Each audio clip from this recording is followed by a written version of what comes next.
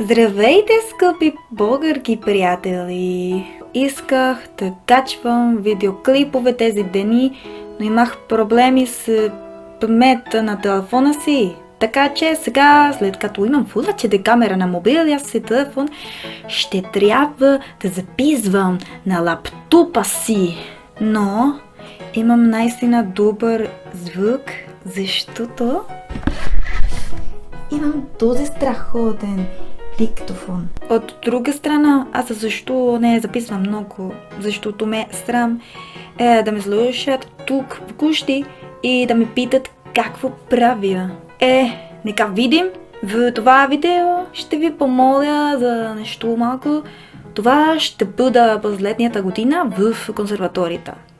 И моята заключителна теза става дума от България, българско фолк, народна музика за виола, че е моят инструмент. Ако можеш да разчитам на някой от вас за въпроси или информация, за да ми помага, ще бъде страхотно. И това е всичко за днес.